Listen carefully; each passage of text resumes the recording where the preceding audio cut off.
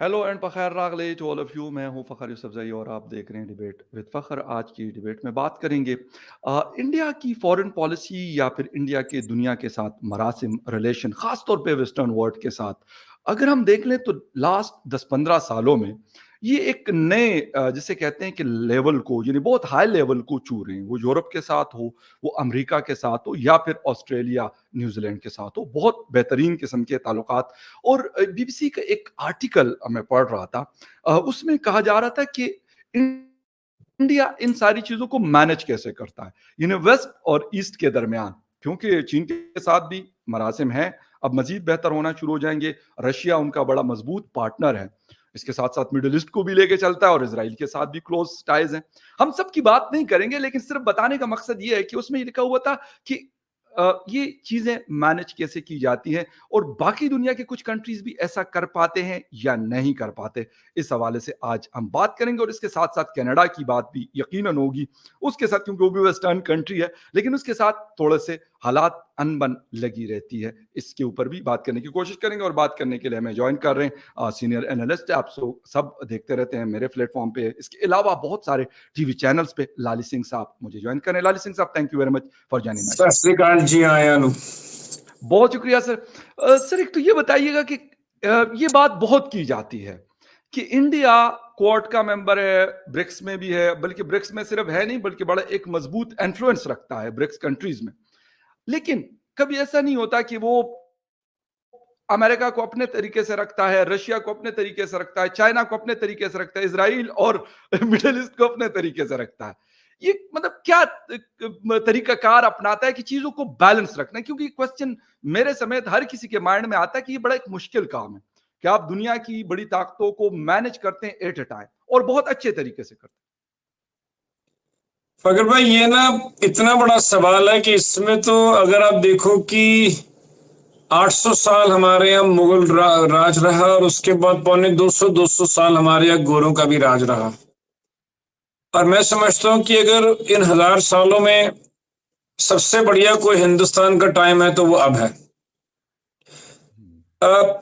फकर भाई, मैं इसमें ना थोड़ा सा आपको इससे भी ज्यादा माजी में ले जाऊंगा कि बेसिकली जो हिंदू रिलीजन है, it is a very peaceful religion.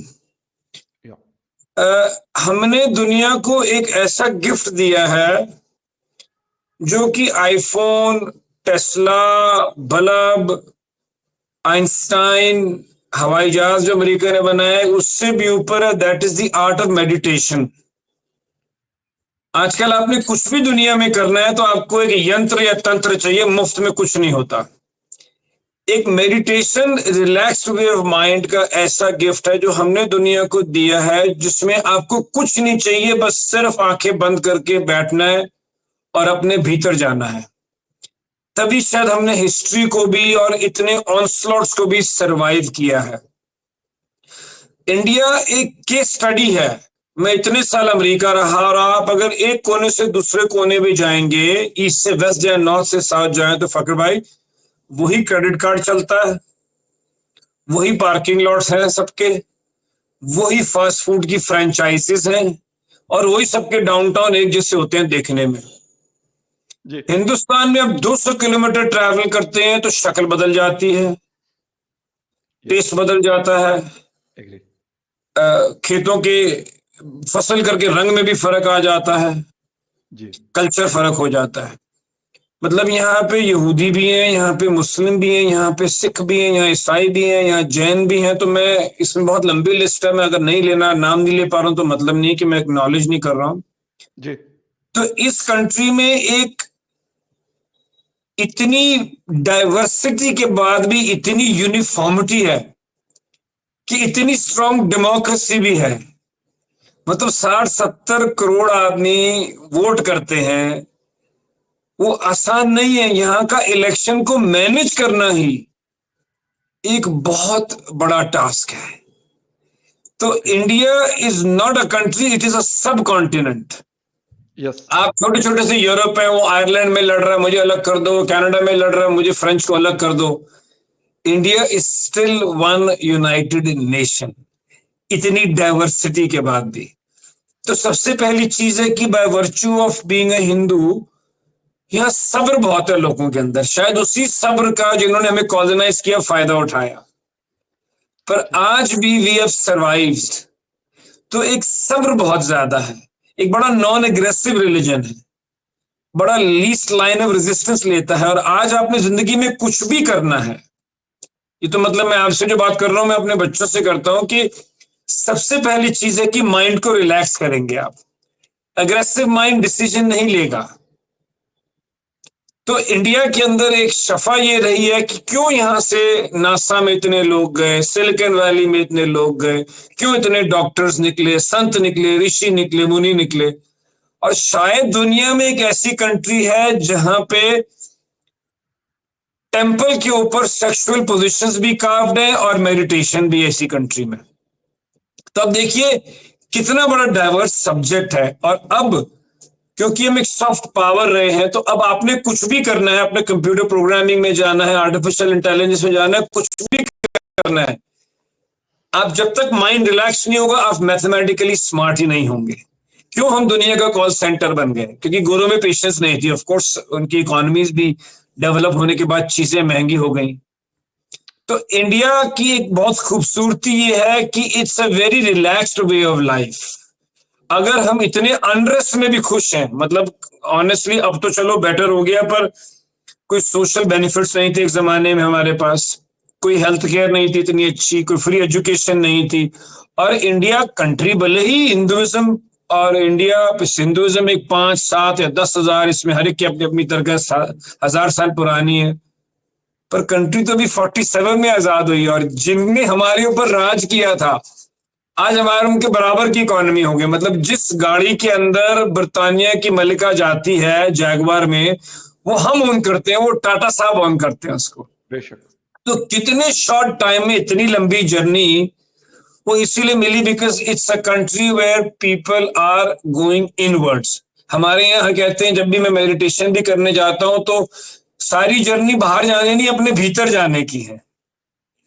अब आप बात कर रहे हैं, मैं आपको टाटा साहब का जिक्र है, तो कल स्पेन के प्रेसिडेंट यहाँ आए हुए थे।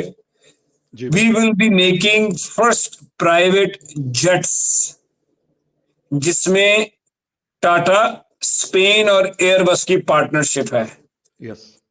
3,000 डायरेक्ट जॉब्स हैं, 15,000 इनडायरेक्ट जॉब्स हैं। उसके बाद एंसिलरी प्लान तो अब छोड़ ही दो। तो जबरदस्त। 47 में आजाद हुआ मुल्क आज हवाई जहाज जैसी चीज बना रहा है, क्योंकि पहले 16 जहाज वहां से आएंगे, बाकी 40 हम बनाएंगे। तो अब सोचिए कि किस लेवल की डेवलपमेंट हमारी कंट्री में आ गई और आगे आने वाली है, कि यहाँ कितनी कंट्रीज हैं जो सुई भी नहीं बनाती। मतलब मैं, अगर आप मुझे इजाजत दे तो मैं कल पाकिस्तान का देख रहा था कि आई थिंक पीआईए के पास मिल मिला के उतने जहाज हैं जितने शायद हमारे आसमान में इस समय उड़ते हुए नजर आते हैं अगर हम एयरपोर्ट के पास जाते हैं। तो इंडिया के सक्सेस का रीजन ये है कि एक तो हम स्थिर हैं, दूसरा जब ये कंट्री डेवलप हुई तो we were not an open economy. वो मनमोहन सिंह साहब ने आके इकोनॉमी खोली, तो उससे पहले क्या था कि हमारी बेसिक इंडस्ट्री डेवलप हो गई। मतलब मैं जब अमेरिका से वापस आया था तो मैं गाड़ी लाया था तो मेरे को 350% ड्यूटी ठोक दी थी उन्होंने कि भाई साहब हम नहीं चाहिए। तो क्योंकि हम चाहते थे कि हम अपनी इंडस्ट्री को डेवलप करें, तो तब एचएमटी और जैसी कंपनियां आई। तो अगर बाहर से आप मशीन मंगाते थे तो पहले सरकार से परमिशन लेनी पड़ती थी कि यहाँ बनती नहीं है, बाकायदा लाइसेंस इश्यू होता था जिसको हम लाइसेंस राज कहते हैं। उसमें मारधाड़ भी बहुत हुई, पर तो क्या हुआ कि एक बेसिक इंडस्ट्री यहां डेवलप होगी। जब हमारी कोलैबोरेशन की बारी आती है तो बेसिक इंडस्ट्री तो थी ना, मैं आपको 12वीं क्लास में तब भेजूंगा अगर आप 10वीं तक पढ़े तो हो। तो इंडिया में ये था कि एक ये था, और दूसरा हम किसी भी एक कैंप में नहीं गए ना, अब हम जा रहे हैं। अभी भी साहब बहादुर यूनाइटेड स्टेट्स ऑफ अमेरिका हमसे खफा रहता है। उनका जो एक दिल्ली में एम्बेसडर है जी बिल्कुल। वो बार बार स्टेटमेंट देते रहते हैं। मतलब वो इनडायरेक्ट धमकी दे देते कि भाई साहब ऐसा नहीं है, वैसा नहीं है, किससे दोस्ती करोगे, लड़ाई होगी तो हम ही आएंगे। हम कहते हैं नहीं भाई। और क्योंकि हमें जयशंकर साहब जैसे फॉरेन मिनिस्टर मिला है जो कि करियर डिप्लोमेट है, तो वो काम कर रहा है जो उसने सारी उम्र किया। ये नहीं कि ये उसकी फूफी का बेटा है या चाचे का बेटा है या इसके पिताजी ने इलेक्शन को फंड किया तो फॉरेन मिनिस्टर बना दो। तो ये मोदी गवर्नमेंट की एक बहुत बड़ी उपलब्धि रही कि उन्होंने they found the right man for the right job. नहीं है मोदी साहब के पास 400 सीटें, 240-45 सीटों के बाद भी कोई पोर्टफोलियो नहीं बदला गया। सबसे बड़ी चीज है यूनिफॉर्मिटी। तो ना हमको अमेरिका भी खींचता है, हमारी रशिया के साथ भी है, हमारा चाइना के साथ भी बॉर्डर है, तो या हम कभी भी किसी एक कैंप में नहीं कूदे। क्योंकि उसमें क्या कि आज आप इनकी लड़ाइयां गोरों की, क्योंकि देखो गोरों ने तो दुनिया को अपने हिसाब से चलाया। ये G7 होगी, 10, 5, 15 कंट्री जिन्होंने राज किया, जी और राज करने के बाद अब इनका ईमान जाग गया है, तो अब ये कहते हैं वायलेशन ऑफ ह्यूमन राइट्स है, चाइल्ड लेबर, चाइल्ड वर्क। अरे भाई 70-70 साल पहले तक तो आपने दुनिया को 200-200, 400-400 साल दोनों हाथों से लूटा।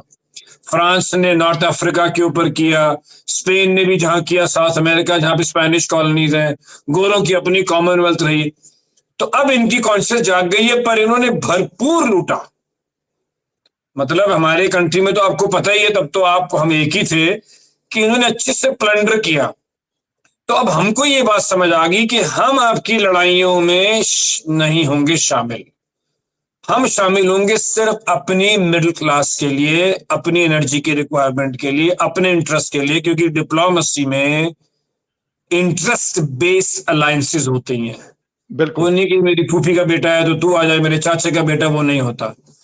तो हमने किसी की गोद में हम कभी जाके नहीं बैठे, और अब तो मुझे लगता भी नहीं बैठेंगे। क्योंकि देखो, दूसरा है कि फकर भाई के इंडिया इज अ सब कॉन्टिनेंट विद इन इटसेल्फ। अब चाइना है, चाइना क्लोज्ड इकोनॉमी है, वो अपने हिसाब से चलते हैं, वो अपनी करेंसी भी कंट्रोल करते हैं, वो अपना सारा अंदर कंट्रोल करते हैं।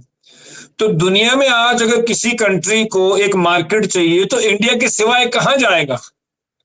कहां उसको 1.4 billion people under one democratically elected government कहां मिलेंगे, मुझे बताओ। 2-2, 4-4, 6-6 करोड़ में यूरोप की कंट्रियां निपट जाती, शायद जर्मनी सबसे बड़ा है उनमें। उतने तो जहां मैं रहता हूं वो तो यूपी की पॉपुलेशन है। नोएडा यूपी की पॉपुलेशन ही एक आधे 2 स्टेट मिला रहा तो यूरोपियन यूनियन से भी ज्यादा है हमारे यहाँ। बिल्कुल तो India is the darling of the world. पहले थे हम, फिर प्लंडरिंग हुई, फिर अब दोबारा बन गए। क्योंकि और अब जाओगे कहां? वो भी डेमोक्रेसी, वो भी इतनी बड़ी मार्केट, कहां बेचेंगे बॉश एंड लॉम्ब, कहां बेचेंगे हार्ले डेविडसन, कहां बेचेंगे प्रॉक्टर एंड गैम्बलर को, कहां बेचेंगे आप अपनी फोर्ड, टोयोटा, मर्सिडीज, बीएमडब्ल्यू, अपनी जीई की मशीनें, जेट इंजन। तो और उसके बाद क्योंकि पॉपुलेशन भी लिटरेट पॉपुलेशन है, तो आपको सिर्फ हजूम आबादी नहीं मिल रही है। मतलब मैं चाइना की भी बहुत फैक्ट्रीज में गया हूं, तो वहां तो असेंबली लाइन था, और यूरोपियंस जो उन्हें टेक्नोलॉजी दी थी। हमारे यहाँ तो जो हवाई जहाज की टेक्नोलॉजी लेंगे तो इसके बाद हम बना के शायद आपको भी एक्सपोर्ट करेंगे कुछ सालों बाद। बिल्कुल ऐसा ही तो अंग्रेजी में एक सेइंग होती है कि don't give me a dead fish. Sorry, मतलब पाकिस्तान ने हमेशा डेड फिश ली कि भाई साहब मुझे मछली दे दो, मैं खा लूंगा, उसके मुझे बाद आगे पकड़ना कहां से सिखाओ आएंगे, अल्लाह अल्लाह खैर सल्लाह। कि बिल्कुल ठीक है, फिर अगर अटैक हो जाएगा अफगानिस्तान में, फिर अमेरिका को जरूरत पड़ेगी, फिर आएगा, फिर हम कहेंगे भाई साहब आर्मी रेंट पे, पैसे दो और आर्मी ले लो, या आपने अपना असला भेजना है तो हमारी सड़क इस्तेमाल करनी है तो ले लो। इंडिया में वो सोच नहीं रही। We never wanted a dead fish. हम क्या कहते थे? Teach me the art of fishing. या मेरे को मछली न दो खाने को, मुझे फिशिंग सिखाओ ताकि अगली बार मैं आपके पास मोहताज ना हूं।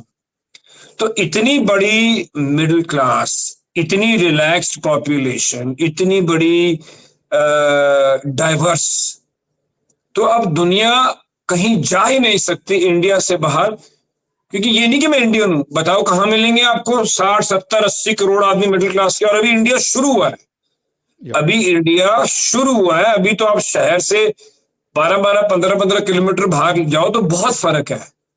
तो अभी तो सोचो कितने किलोमीटर, तो कितनी दुनिया ने टीवी, चप्पल, जूता, पलंग, लाइट, कैमरा, मोबाइल फोन, कपड़े खरीदने हैं। तो खरीदने अभी बिल्कुल हिंदुस्तान की पिक्चर शुरू हुई है, ऐसे नहीं है। पर और क्योंकि हमें ये पता है, हमारी जो लीडर है वो जानती है, तो वो फिर जब बोलते हैं ना, जहां खुदा ने हुस्न दिया वहां नजाकत भी देता है। तो हम नजाकत से भी चलते हैं कि भाई घूम लो, कर लो, पन्नू के केस डाल दो हमारे पे, कोई फर्क नहीं पड़ता। आप कर लो तो ठीक है, हम करें आप करो तो कहते हैं ना रास लीला, हम करें तो करेक्टर ढीला। तो हाँ, हाँ, हाँ। आप करो, पर घूम फिर बिल्कुल। के आना पड़ेगा। लाली सिंह साहब, बस थोड़ा-सा कनाडा के हवाले से बात करेंगे, फिर ख़त्म करेंगे इस शो को किसी और टाइम, आई होप सो, क्योंकि ये बहुत बड़ा टॉपिक है। मैंने आपको, जब फ़ोन पे बात हो रही थी, उस वक़्त भी कह रहा था कि काफ़ी बड़ा है और उसपे एक सीरीज़ हो सकती है और कोशिश करेंगे करने की। लेकिन कनाडा के साथ वेस्टर्न वर्ल्ड को बड़ा अच्छा मैनेज करता है हिंदुस्तान, और वो भी शायद हिंदुस्तान को उस तरीके से नहीं तंग करते, जिस तरह वो बाकी लोगों को करते हैं दुनिया भर में। वो बेशक चीन ही क्यों ना हो, वो रशिया क्यों ना हो, यानी बड़ी ताकतें हैं। पाकिस्तान हो गया या बाकी हो गए, वो तो चले फिर एक और लेवल है। लेकिन कनाडा के साथ ये जो मसला है, एक तो उसका करंट सिचुएशन, और आगे जाकर ये बढ़ेगा या फिर इसमें थोड़ा-सा ठहराव आ जाएगा, मामला ठंडा पड़ जाएगा।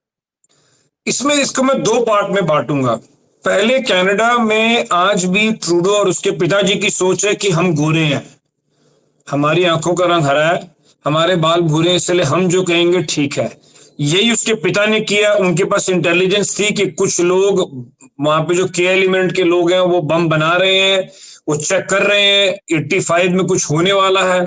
उसने नहीं चेक किया, वो हवाई जहाज हमने लूज किया, हमने इतनी हिंदुस्तानी जाने जिसमें कि वो कनेडियन सिटीजन हमने लूज की। ये मेरा बताने का मतलब है कि आज भी वो जो बाप की गलतियां थी बेटा कर रहा है, और आज भी वो उनके एलिमेंट को लेके आगे चल रहा है।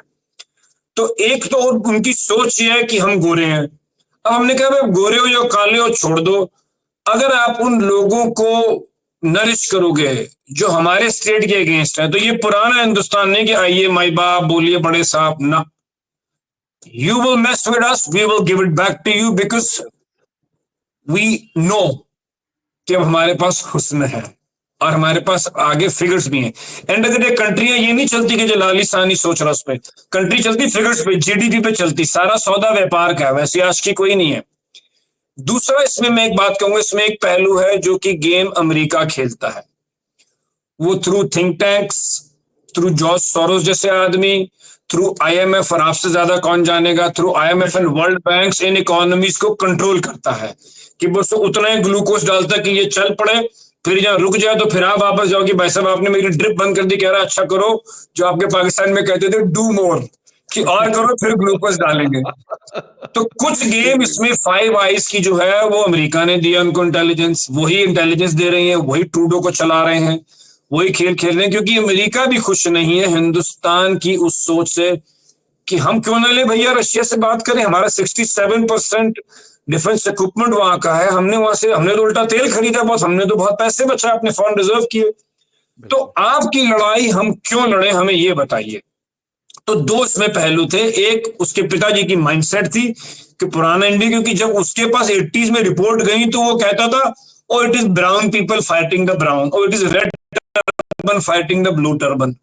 अब उससे समझ नहीं आया कि it is not like that. तो इसके दो आंसर थे जो मैंने दिए। एक, कनाडा के पॉलिटिशियंस का बचपना, और इतना बड़ा बचपना किया कि उसने इंडिया और चाइना दोनों से रिलेशन खराब कर लिए।